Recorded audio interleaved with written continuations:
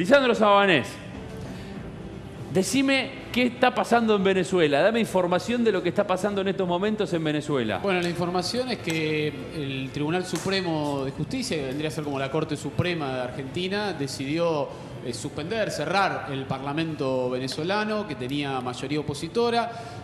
Hay argumentos, por supuesto, siempre hay argumentos legales que justifican la decisión, pero políticamente, por supuesto, el impacto es otro, ¿no? Más allá de los argumentos de unos y otros, que creo que no vale la pena ni siquiera repasarlos, el hecho de cerrar el Parlamento me parece que potencia la radicalización de ambas posturas en Venezuela, un país que tiene una grieta de verdad, la de Argentina parece cómica al lado de la de Venezuela, y potencia las posturas extremistas de la oposición venezolana, que se referencia en Leopoldo López, que está preso, y de los sectores del ejército venezolano, que son hoy, creo, el principal sostén que tiene el gobierno de Maduro, y que el ejército sea el principal sostén de un gobierno en Latinoamérica no es una buena noticia para nuestra región, que tiene una democracia todavía no fuerte, por ser suave en la definición, y donde, como te decía hace un rato, ¿no? Esto de que los procesos se replican. En el 99 Venezuela inauguró la ola de gobiernos de centroizquierdo, populistas, con la llegada de Chávez al poder.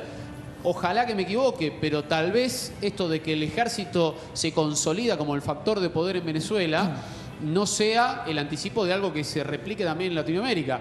Si miramos Brasil, tenemos un ejército donde el jefe del ejército dijo: nosotros vamos a ser somos la reserva moral del país. Brasil se descompone, el Estado brasileño se descompone día a día. Ahora le condenaron a 15 años de prisión a Eduardo Cunha, que fue el arquitecto de la destitución de Dilma, y está ya el proceso de investigación abierto contra Michel Temer, el actual presidente, por lo que fue la campaña electoral que compartió con Dilma, ¿no? Por financiamiento ilegal, que puede derivar también la destitución de Temer y que el Congreso elija un nuevo presidente. En ese escenario sale el jefe del ejército brasileño y dice: nosotros somos la reserva moral del país. En Ecuador, una elección muy ajustada en el resultado. Estuve en Quito para las elecciones. Con el 40 ganaba en primera vuelta el candidato oficialista. Empezó el conteo y llegó a 39-3.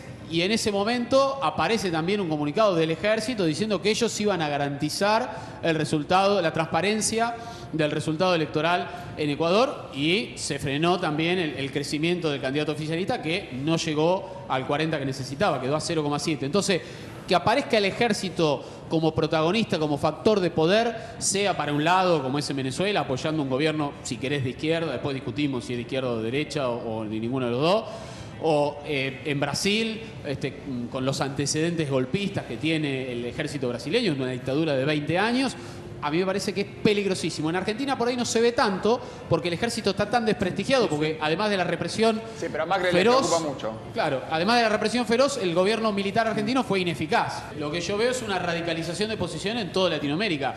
En Venezuela, ya te digo, la grieta está muy profunda y se expresa de esta manera, que es con el cierre del Parlamento, que uno puede discutir.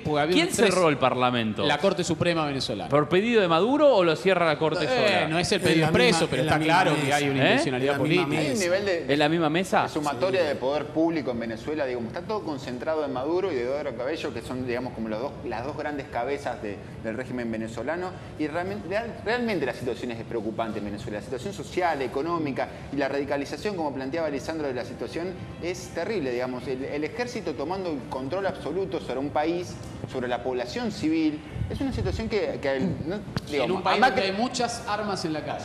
Muchas armas en la calle, porque cuando fue el golpe de Estado contra Chávez en el 2002, como reacción, Chávez repartió armas entre sus seguidores, entre el pueblo, entre los que lo acompañaban, para evitarse una situación así, o para resistir una nueva situación así.